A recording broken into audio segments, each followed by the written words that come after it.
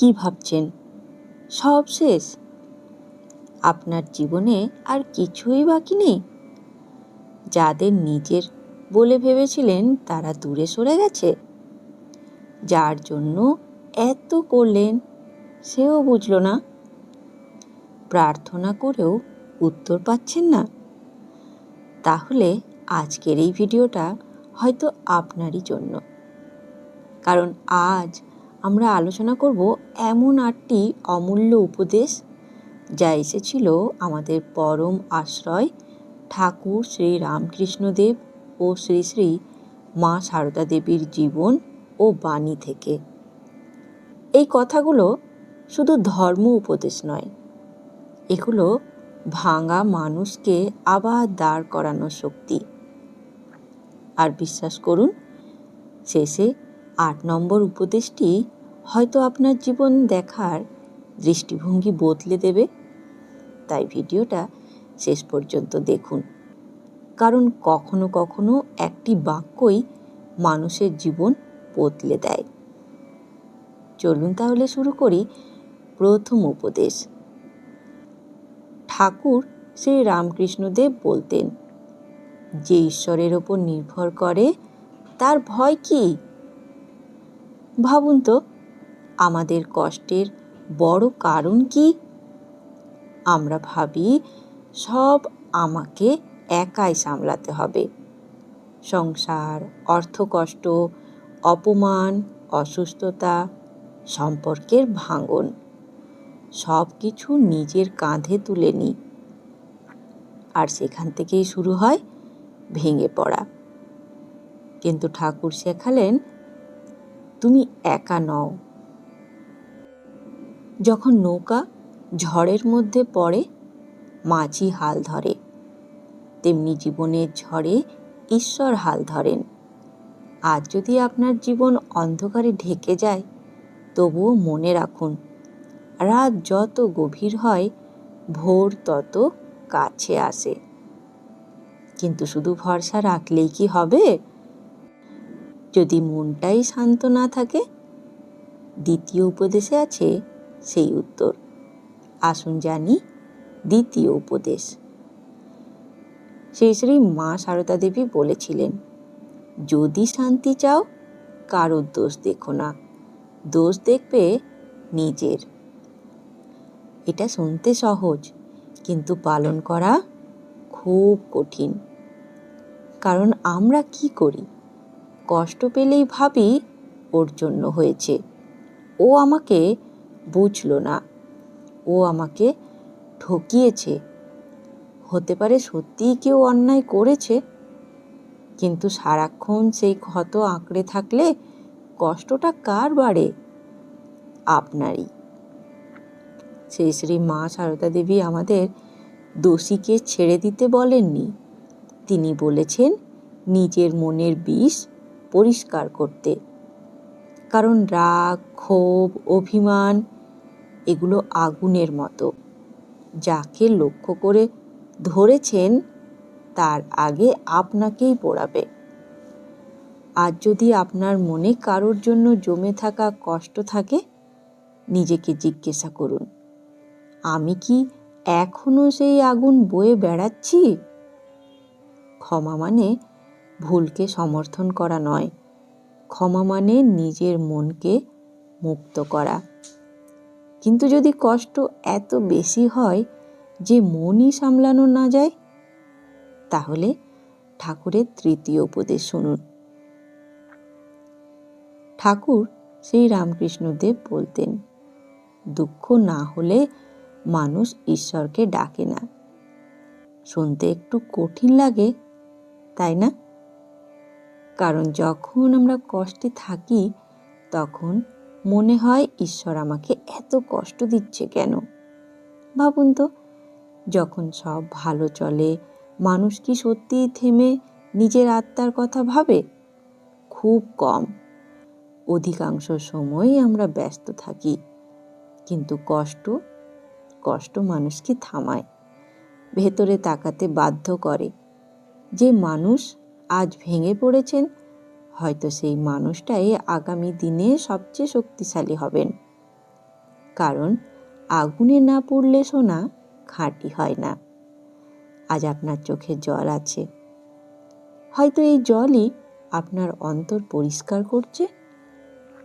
কিন্তু কষ্টের সময় মন এত খুব অস্থির হয়ে যায়, তখন কি করবেন? আসুন জানি। চতুর্থ উপদেশ। শ্রী শ্রী মা সারদা দেবী বলেছিলেন, জপ করতে করতে মন শান্ত হবে। এটা শুধু ধর্মীয় রীতি নয়, এটা মনের চিকিৎসা। কারণ অশান্ত মন কি করে জানেন? একই কথা হাজার বার ভাবায়। যদি এটা না হতো, যদি ও এমন না করতো, যদি আমি অন্য সিদ্ধান্ত নিতাম।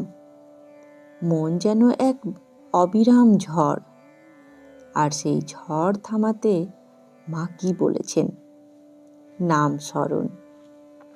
কারণ মন একসাথে দুটো জিনিসে থাকতে পারে না। যখন আপনি সত্যিকারের ভক্তি ভরে নাম জপ করেন, তখন ধীরে ধীরে চিন্তার বিষ কমতে থাকে। আপনি হয়তো আজই অলৌকিক পরিবর্তন দেখতে পাবেন না, কিন্তু প্রতিদিন অল্প অল্প করে ভেতরটা বদলাবে। যেমন ফোঁটা ফোঁটা জল পাথরও ক্ষয় করে। কিন্তু যদি মনে হয় আমি এত ভুল করছি, ঈশ্বর কি আমাকে গ্রহণ করবেন? তাহলে পরের উপদেশটি আপনারই জন্য। আসুন জেনে নিই পঞ্চম উপদেশ। ঠাকুর শ্রী রামকৃষ্ণদেবের শিক্ষা, ঈশ্বর অসীম করুণাময়। যে সত্যিকারের ডাকে তার জন্য দরজা বন্ধ থাকে না। মা সারদা দেবী বলেছিলেন, আমি সতেরো মা, অসতেরো মা। এই একটি বাক্যের গভীরতা কল্পনা করুন। অর্থাৎ আপনি ভালো হন বা ভুলে ভরা হন, মায়ের কাছে আপনার জায়গা আছে। আজ অনেক মানুষ ভাবেন, আমি এত ভুল করছি, আমার জীবন নষ্ট, আমার জন্য আর ক্ষমা নেই। কিন্তু মা বলেছেন, তুমি আমার সন্তান। এই কথার চেয়ে বড় আশ্রয় আর কি আছে? মানুষ বিচার করে, সমাজ বিচার করে, কিন্তু দিব্য মায়ের ভালোবাসা বিচার দিয়ে চলে না। আর যদি আপনার মনে অপরাধ বোধ থাকে, তাহলে মনে রাখুন, ফিরে আসার পথ এখনো খোলা। কিন্তু জীবনের সবচেয়ে বড় কষ্টটা কি জানেন? প্রত্যাশা। আর পরের অংশে ঠাকুর মায়ের সেই শিক্ষা আছে, যা হাজার মানুষের কষ্ট কমাতে পারে। উপদেশ ষষ্ঠ। শ্রী শ্রী মা সারদা দেবী বলেছিলেন, কারোর কাছে কিছু আশা করো না। আমাদের অনেক কষ্টের কারণ প্রত্যাশা। আমি এত করলাম, সে বুঝল না। আমি ভালোবাসলাম, সে ফিরিয়ে দিল না। মা শেখালেন, ভালোবাসুন, কর্তব্য করুন, কিন্তু নিজের শান্তি অন্যের হাতে দেবেন না। কিন্তু মানুষ যদি আপনাকে অপমান করে, তাহলে শুনুন সপ্তম উপদেশ। ঠাকুরের শিক্ষা, যে সয় সে রয়। এত ছোট্ট বাক্য, অথচ কত গভীর। সব কষ্ট চিরকাল থাকে না। আজ যেটা অসহ্য মনে হচ্ছে, একদিন সেটাই স্মৃতি হবে। ধৈর্য মানে দুর্বলতা নয়, ধৈর্য মানে ভেতরের শক্তি। এবার সবচেয়ে গুরুত্বপূর্ণ শেষ উপদেশ। উপদেশ অষ্টম। শ্রী শ্রী মা সারদা দেবী বলেছিলেন, মনে রেখো, তোমার একজন মা আছেন। যখন মনে হবে সব শেষ, কেউ নেই, তখন এই একটি বাক্য মনে করুন, এই পৃথিবী দূরে সরে গেলেও দিব্য আশ্রয় দূরে যায় না। আপনার কান্না অদৃশ্য নয়, আপনার ব্যথা অশ্রুত নয়। তাই যদি আজ আপনি ভেঙে পড়ে থাকেন, মনে রাখুন, ঠাকুর বলেছেন ভরসা রাখো, মা বলেছেন, আমি আছি। অন্ধকার যতই গভীর হোক, একটি প্রদীপই যথেষ্ট।